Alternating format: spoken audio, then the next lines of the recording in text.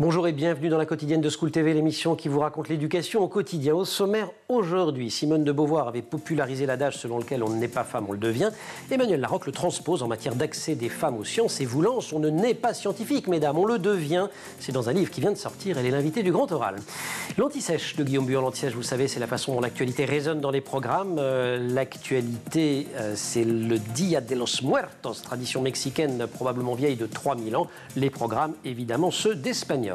L'heure de la récré, toujours avec Guillaume et ce mystère documenté par le journal L'Actu, pourquoi l'acné touche de plus en plus de jeunes.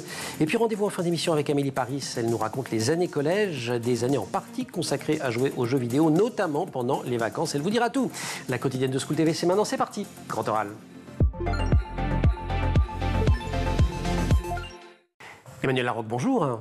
Bonjour. Ravi de vous accueillir. Vous êtes la fondatrice et coprésidente de Social Builder. C'est une association qui se consacre depuis plusieurs années à la formation des femmes au métier du numérique. Et vous signez chez Vuibert un ouvrage qui est très dense, qui est à la fois un réquisitoire et un mode d'emploi, intitulé « Tu seras scientifique, ma fille ». Ça vous va, réquisitoire et mode d'emploi? Oui, j'aime beaucoup le côté éclairage et le côté outil. Ouais, voilà. Bon, on commence quand même par le constat. Le chemin à accomplir reste absolument immense, même si cette question des jeunes filles et des femmes dans l'enseignement scientifique, ça fait des années qu'on en parle et qu'il y a malgré tout quelques progrès. Mais quand on regarde le film, c'est plutôt sympa, ça va mieux. Mais quand on regarde la photo, ça va toujours pas. Oui, c'est un peu l'Arlésienne, on en parle beaucoup, mais malheureusement, il ne se passe pas grand-chose. Moins de 25% de femmes dans les filières scientifiques. Alors, on connaît la biologie, la chimie, où il y en a beaucoup. Mais par contre, l'ingénierie, la technologie, l'informatique, c'est encore le désert. Et pourtant, des métiers porteurs, des secteurs d'avenir, et il n'y a pas de femmes. Et des secteurs qui, pour certains, étaient massivement féminins il y a encore quelques années. Tout ça, c'est évidemment, on va le rappeler, un héritage de l'histoire. On paye des décennies de maltraitance des femmes, notamment dans l'accès aux études. Complètement. Les savoirs ont été distribués différemment entre les garçons et les filles, en fait, à la fin du 19e siècle. Quand on organise les filières lycée et supérieures, les filles, on leur apprend les arts ménagers, la littérature, la culture. Et puis les hommes, on leur apprend les sciences, les mathématiques, la technologie, la philosophie, pour les amener dans le monde économique. Et ça va au-delà, on leur interdit même l'accès à certaines études aux filles pendant longtemps. Complètement, les écoles d'ingénieurs ont été ouvertes aux femmes, généralisées aux femmes à partir de 1974. Donc c'est très très récent. Oui, c'est ça, c'est 50 ans, c'est... oui, je me rendais... Je l'ai lu dans votre livre, mais en le relisant, je me dis que c'est complètement dingue quand même. Pendant longtemps, on a aussi voulu attribuer ces inégalités à la biologie. Or, toutes les recherches, notamment sur la plasticité cérébrale, montrent que, hop, zéro explication à chercher de ce côté-là. Alors ça, c'est le mythe qui perdure. Et vous l'entendez encore, ça ? Les cerveaux des filles, les cerveaux des garçons, ouais. oui. Ce qui est assez intéressant, c'est quelle est la première question qu'on pose à un couple, si c'est un couple ou une personne qui porte un enfant, la première question c'est ce sera une fille ou un garçon. Voilà. Et donc on est toujours dans la comparaison, on est toujours à se dire est-ce qu'il y a des différences entre les filles et les garçons, et on éduque les filles et les garçons encore très différemment. Et on justifie cette différence par au final, peut-être que dans la nature des femmes, au final, peut-être que dans la nature des garçons, il y a quand même des choses qui sont prédéterminées. Et donc il y a cette illusion, ce mythe du cerveau des garçons qui est fait pour les maths, et donc du fait que les filles sont toujours comparées aux garçons sur ce cerveau des maths. Et c'est important de comprendre tous ces mécanismes, et si j'ai bien aimé votre livre et que je l'ai qualifié à la fois de dense, d'un réquisitoire et d'un outil pratique, cette densité, elle permet de comprendre, vous citez également beaucoup Françoise Héritier, et sur les mécanismes sociaux qui confortent aussi cette hiérarchie entre les sexes, où ça est construit. Alors, c'est là où on doit vraiment pointer du doigt le mécanisme, c'est qu'à partir du moment où on pense qu'il y a un sexe qui est différent de l'autre, on hiérarchise. Voilà, il y en a un qui est meilleur que l'autre. Et là, on a choisi les sciences, les mathématiques, parce que les sciences, les mathématiques, c'est la discipline de la sélection, c'est la discipline d'un savoir fondamental qui peut ouvrir au pouvoir économique. Voilà, et donc cette idée perdure encore aujourd'hui. Voilà, on se pose encore la question, en tout cas, les filles finissent par se poser la question de est-ce qu'elles sont bonnes en maths et est-ce qu'elles vont réussir en mathématiques, et de là, il y a tout un tas de réalités qui se créent. Et pour terminer sur ce portrait, ce panorama de la situation, tout cela est également vrai du traitement que les médias ou que la culture populaire réserve aux femmes. On a encore sur les réseaux sociaux beaucoup de poncifs. Alors on voit des youtubeurs, des tiktokers garçons parler des maths, des sciences, des logiques qui font de notre société. On voit beaucoup moins de filles, donc on a besoin de développer des rôles modèles aussi d'influenceuses. Il y en a quelques-unes pourtant. Hein. Nous on va recevoir Wonder Mat dans pas longtemps. Ah, j'adore. Ah, bah alors elle sera à votre place dans quelques, dans quelques semaines. Voilà, Wonder Mat qui fait un travail extraordinaire, cette enseignante en mathématiques qui démocratise en fait les mathématiques en prenant des exemples du quotidien. Et on a besoin de ça pour donner du sens. Il y avait Sophie Guichard aussi qui était une des premières à faire des trucs en mathématiques. Alors, elle ne se montrait pas, si je me souviens bien. Elle faisait des... Oui, c'est ça, on a le tableau. C'est ça, voilà. Et on a besoin de réhabiliter. En tout cas, on a besoin de voir toutes ces femmes qui font de la médiation scientifique, qui sont derrière le tableau au quotidien. Et pour éviter cet effet Mathilda dont on parle beaucoup, qui est l'invisibilisation des femmes dans l'histoire. On va en reparler de l'effet Mathilda parce que ça a eu des effets absolument considérables. Le test de Bechdel, je veux bien que vous en disiez un tout petit peu. 48% des films le passent. C'est quoi le test de Bechdel ? Ça, c'est un étalon pour savoir si un film est sexiste ou pas. Et on est encore en train de se poser... c'est un étalon sur 3 critères. Le premier, c'est est-ce que les filles ont un nom dans les films ? Est-ce qu'elles parlent entre elles ? Et est-ce qu'elles parlent d'autre chose que des garçons ? Voilà. Et donc, on voit qu'on en est encore loin de réhabiliter la figure des femmes dans les sciences. Les sciences à l'école, l'effet Mathilda, on va parler de tout cela après l'anti-sèche avec Emmanuelle Larocque, autrice de On ne naît pas... non, pardon, du tout, ça c'était la citation que j'avais choisie de « Tu seras scientifique, ma fille », c'est chez Vuibert. La citation c'était « On ne naît pas scientifique, mesdames, on le devient ». On retrouve Emmanuelle Larocque juste après l'anti-sèche, Guillaume Buron. Guillaume, bonjour. Bonjour Emmanuel. Comme actualité, vous nous avez choisi Halloween, c'est demain, pas de maths. Et vous n'en faites pas des tonnes non plus sur les maths ? Pas du tout. Curieusement. Oui, c'est ça. Ne venez pas me poser de questions en lien avec les mathématiques, je ne pourrais pas vous répondre. Bon, vous nous trouverez quelqu'un à interviewer comme vous le faites souvent. Aujourd'hui, on ne parle pas de citrouille ou de sorcière, mais on prend la direction du Mexique. Ça fait écho au programme d'espagnol avec les célébrations du Dia de los Muertos. Si, bel accent.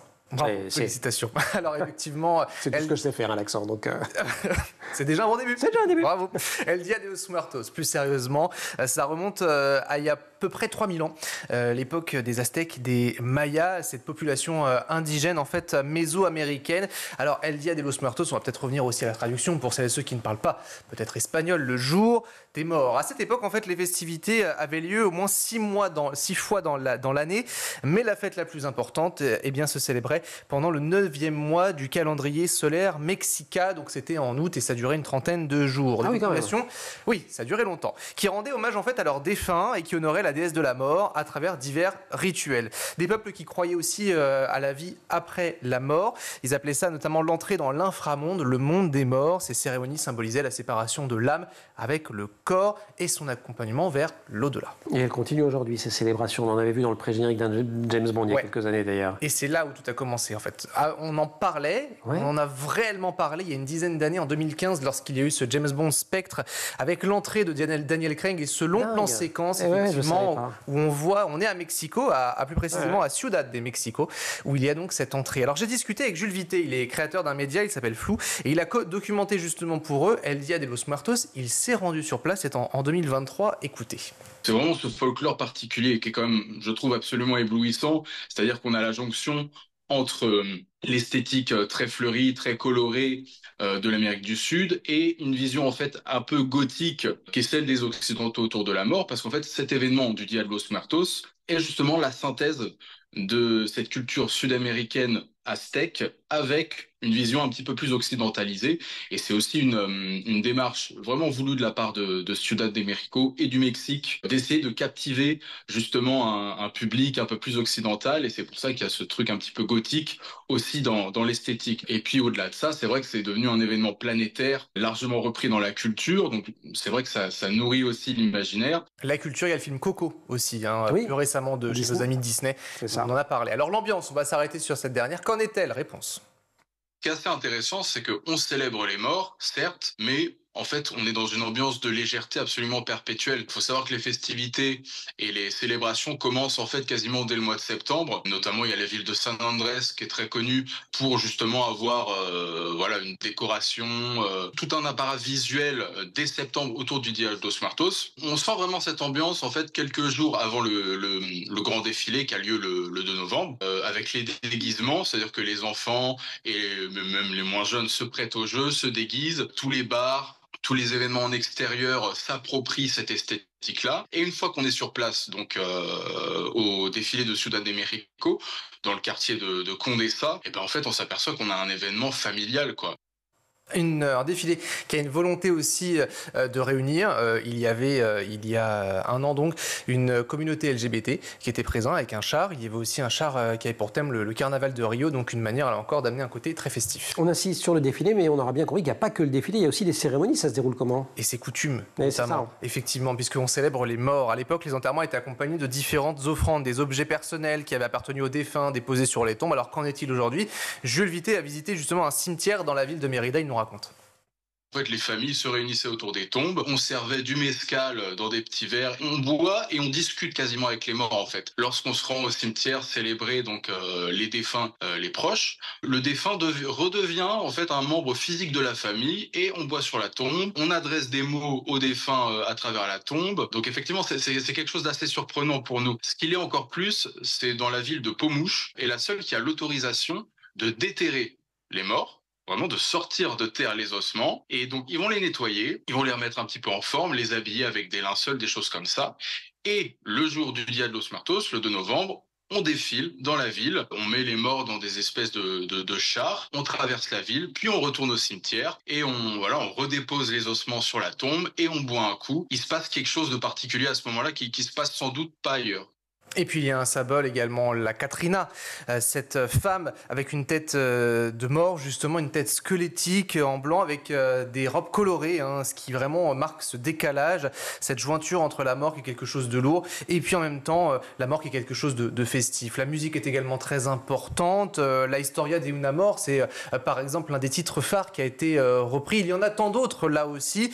D'ailleurs, si vous êtes de passage, eh bien, au Mexique, Jules vous conseille tout simplement de vous arrêter à Mexico, à Pomouche, ou encore dans le lac de Pachuro, où là les artistes défilent sur des gondoles. C'est un spectacle qui est purement esthétique, il a pu voir les trois et vraiment c'est ce qu'il nous conseille. Merci beaucoup pour ce zoom, et on a aussi un très beau défilé mortuaire dans Emilia Pérez, le film de Jacques Audiard. Je ne vais pas vous dire si c'est au début, au milieu ou à la fin, comme ça je ne spoil pas si vous ne l'avez pas vu, mais c'est tout à fait poignant. Merci beaucoup, cher Guillaume. Tu seras scientifique, ma fille, ça vient de sortir chez Hubert. Emmanuelle Larocque en est l'autrice, elle est l'invitée du Grand Oral. La suite.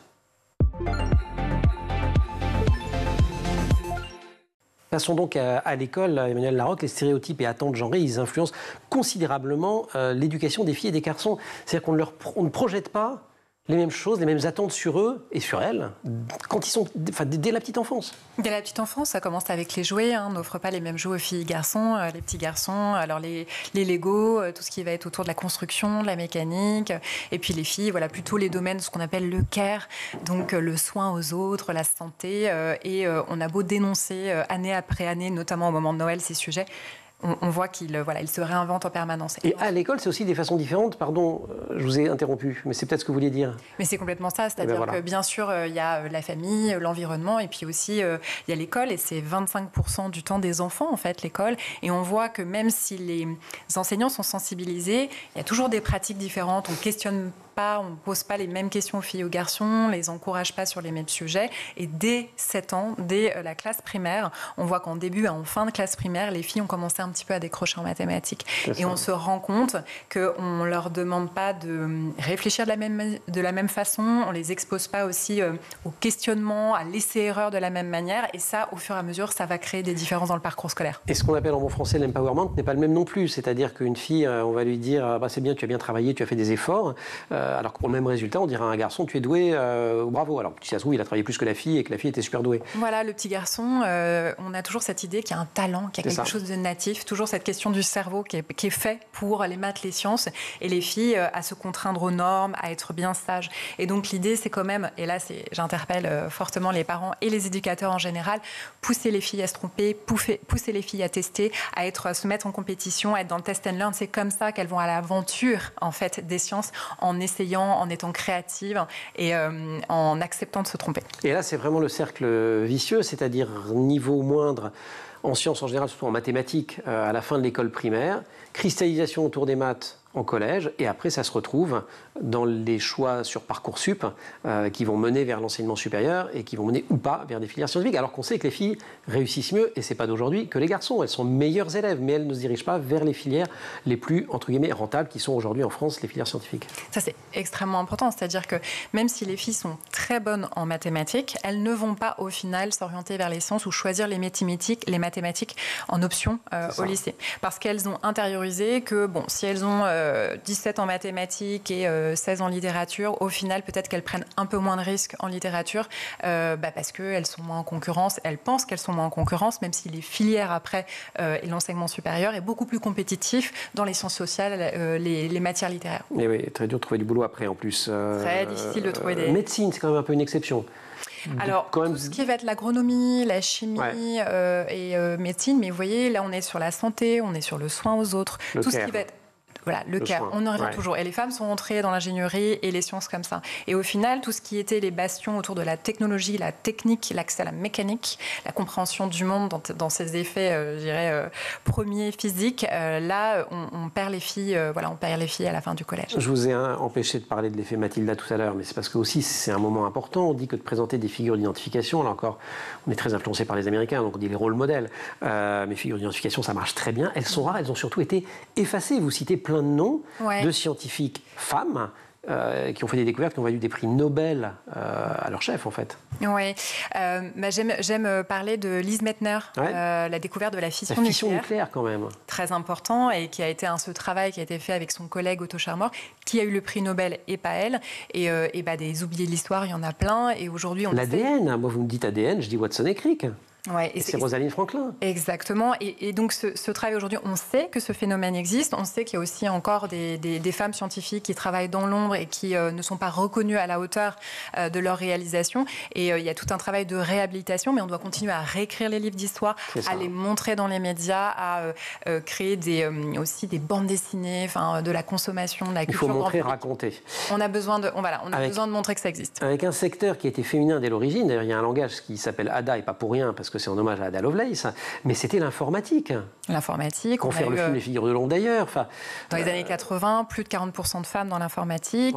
Voilà. On est allé chercher des femmes qui savaient tricoter, qui savaient écrire des mots croisés pour pouvoir commencer à programmer. Et puis, lorsque le secteur est devenu une filière et s'est professionnalisé, les femmes...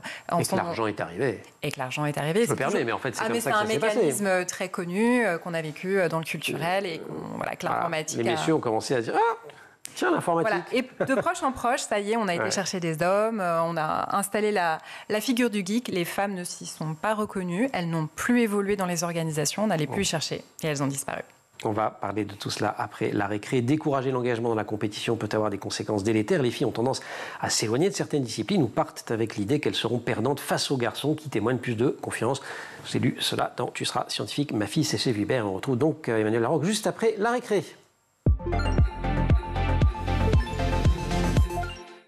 Et là, pas de jaloux, c'est un sujet mixte que vous nous avez choisi pour la récré aujourd'hui. Sujet que vous avez pioché dans le quotidien L'Actu, notre partenaire, L'Actu publié par le groupe Playback. On parle de l'acné. Et si on en parle, c'est parce que les jeunes sont plus concernés qu'avant. Effectivement, et ça peut aussi poser des problèmes pour ces jeunes qui se disent « je ne suis pas comme les autres » car certains n'en ont pas et d'autres en ont plus. L'acné, cette maladie de peau, malgré tout, qui est fréquente, et ce, à cause de l'inflammation des glandes sébacées, des glandes qui donc sont à la base du poil et qui sécrètent du sébum. Le sébum, ça permet, c'est une matière grasse qui est produite par la peau et qui permet donc de se protéger des bactéries et moins dessécher, mais certains en produisent plus, ce qui va donc créer de l'acné. Et oui, le British Journal of Dermatology effectivement a publié une étude comme quoi les 10-24 ans étaient davantage atteints d'acné aujourd'hui qu'auparavant. Avoir des boutons à l'adolescence, c'est très fréquent, rappelle notamment la vice-présidente du syndicat national des dermatologues. À la puberté, le corps, on sait, il modifie, il évolue, avec notamment les hormones sexuelles qui apparaissent. Et donc, on a cette acné qui vient puisque le sébum que l'on crée va boucher nos pores de la peau et créer donc cette inflammation et donc nos boutons. Comment et pourquoi justement il y a cette acné? À cause de la nourriture, la manière dont on s'alimente aujourd'hui, également l'alcool, La cigarette, c'est aussi un fait. L'alcool pas à 10 ans, j'espère quand même. L'alcool pas à 10 ans, mais là on était sur les 10-24 ans. Donc ça peut commencer effectivement plus tard. Le fait de manger trop sucré, la nourriture grasse, bref, il est encore difficile de savoir s'il y a un facteur qui explique tout cela. Il y a le facteur génétique. Si les parents en ont eu, on sait que les enfants risqueront d'en avoir. En tout cas, si vous nous regardez, si vous en avez, sachez que ça passe avec le temps. J'en suis témoin. Et vous pouvez notamment prendre des crèmes ou autres en allant voir vos dermatos. Ce seront vos meilleurs amis. Et si vous êtes différent des autres, sachez que vous êtes vous et c'est tout. Guillaume, merci beaucoup. J'abonde dans votre sens. Au-delà des besoins du marché de l'emploi, il est globalement préoccupant que les filles aient tendance à moins choisir des voies favorables pour accéder à des responsabilités et à une forte reconnaissance sociale. Autre extrait de Tu seras scientifique, ma fille. On retrouve Emmanuelle Larocque, grand oral, la suite. Emmanuelle Larocque, vous parliez de la culture geek, ça a été quelque chose d'important ça aussi, c'est-à-dire que ce n'est pas seulement un secteur, en l'occurrence le secteur informatique qui devient le principal secteur mondial, d'ailleurs on le rebaptise numérique et plus informatique, c'est aussi la culture que les hommes amènent là-dedans et qui est vraiment une culture d'exclusion, quoi. Pizza, bière, jeux vidéo, je caricature à peine, hein. En fait, cette culture, elle est plurielle, elle a beaucoup évolué. Et ce qui a été installé un peu avec la Silicon Valley, on crée des entreprises dans son garage et on a entre boys et on y passe la nuit, on mange des pizzas. Bien sûr, c'était pas, la bro culture. C'est plus la culture de l'informatique aujourd'hui. Elle est plurielle, elle est de plus en plus inclusive. Toutefois, ça a créé beaucoup de mal et il faut maintenant encourager les filles à s'y intéresser très tôt. Ouais, et c'est là encore pas évident parce qu'un certain nombre d'écoles, de coachs, je pense à 42 par exemple, avaient essayé de lancer des politiques assez dynamiques pour attirer les filles. C'est pas si simple que ça en fait. Il faut vraiment se réinventer, il faut communiquer différemment, il faut parler du sens. À quoi sont destinés ces métiers? En fait, c'est pas juste que le coding, en fait, c'est des applications justement pour les autres, pour le soin aux personnes, pour l'environnement, pour créer des communautés. Donc, si on passe par le sens, on attire les femmes parce qu'elles comprennent que c'est un passage et elles vont s'y mettre parce que c'est fun au final. Ça, on aura un numérique genré et c'est pas bien non plus parce que finalement, c'est là encore le serpent qui se mord la queue. On dénonce les biais. On dénonce les biais dans l'intelligence artificielle.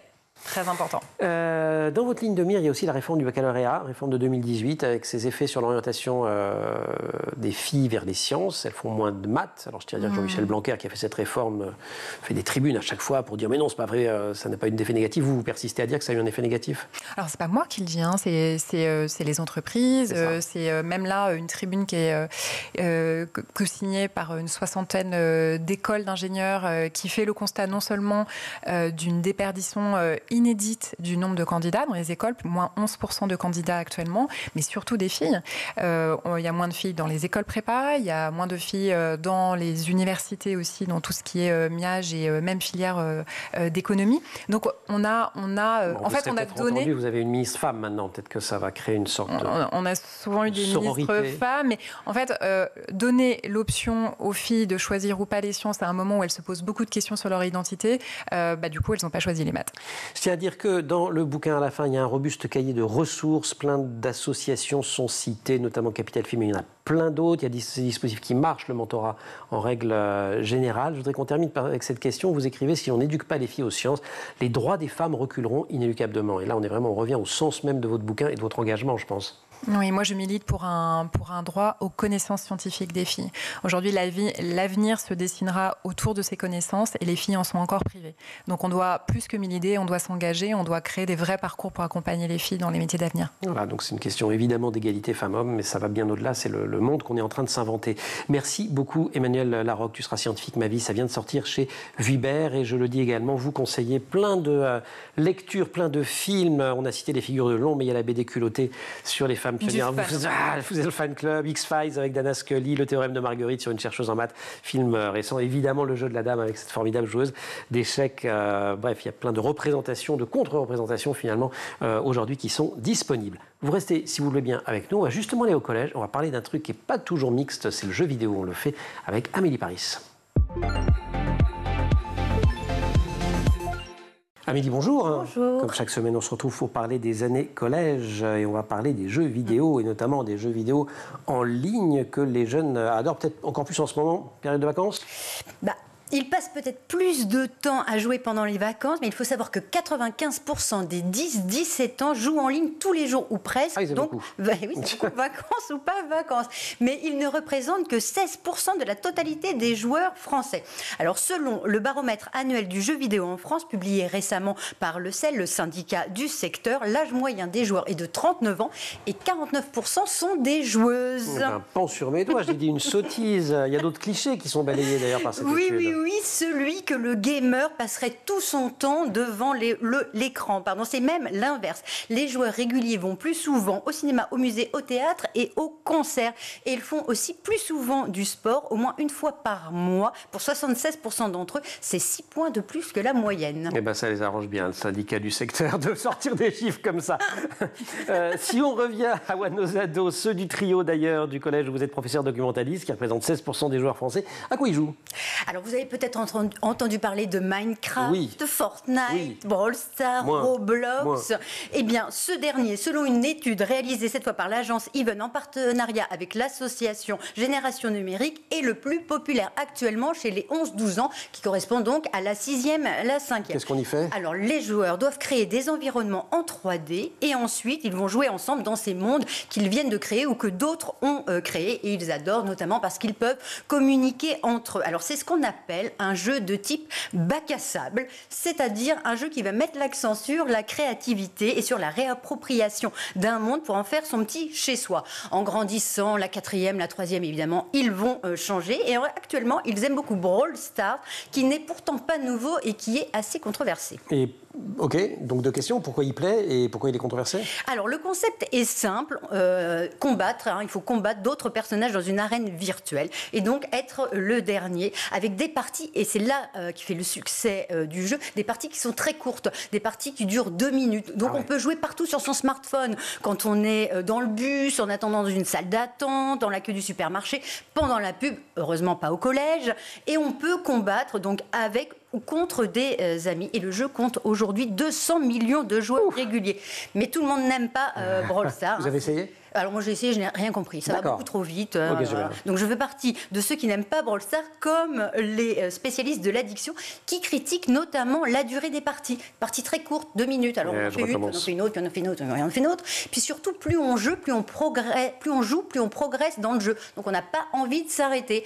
Mais si on ne joue pas, on peut rattraper son retard en payant. Donc c'est une manière de se faire de l'argent pour un jeu qui est soi-disant gratuit. Ok, il est donc quand même conseillé aux parents de continuer à surveiller le temps d'écran des enfants et jouer en ligne, qui pourtant est de plus en plus considéré comme une pratique sociale habituelle. Eh bien oui, 1 joueur sur 2 déclare se faire des amis grâce aux jeux vidéo et 61% considèrent que le jeu permet de créer un lien social. On se retrouve désormais sur les plateformes de jeux. D'ailleurs, 73% jouent pour passer un moment convivial avec des amis. Pour 74% d'entre eux, les jeux vidéo les rendent heureux et 65% admettent qu'ils les aident pour lutter contre le stress et la pression. Alors c'est vrai qu'un ado, je ne sais pas si vous en avez entendu, qui est en train de jouer en ligne, on l'entend souvent discuter, on l'entend beaucoup rire. Oui, c'est ça. Ouais, donc c'est vrai que ce sont des moments assez joyeux. Mais attention, on ne donne jamais d'informations personnelles en ligne, donc pas son nom, pas son adresse, ni même le nom de son collège ou de son club des sports, et on n'accepte pas les cadeaux virtuels. Et on fait un petit clin d'œil pour cette fin de chronique à la Paris Games Week, le plus grand salon français du jeu vidéo qui vient de s'achever, c'est ça? Oui, elle s'est tenue du 23 au 27 octobre,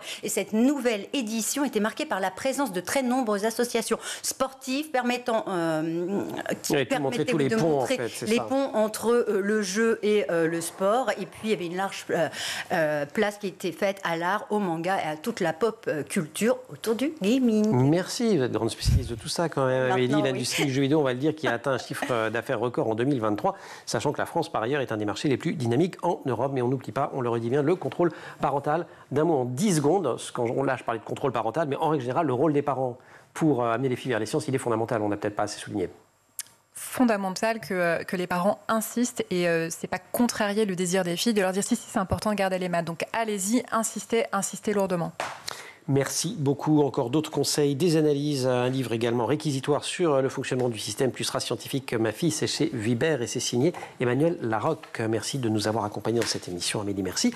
Merci aussi à toute l'équipe de l'émission au maquillage, Laure Audemont, Marine Plantec et Dylan Colère à la préparation de l'émission, qui sont en régie avec aujourd'hui au son Sullivannier, à la réalisation Mani Pézèche. Vous restez sur School TV, vous nous retrouvez nous en permanence sur Internet et sur les réseaux sociaux.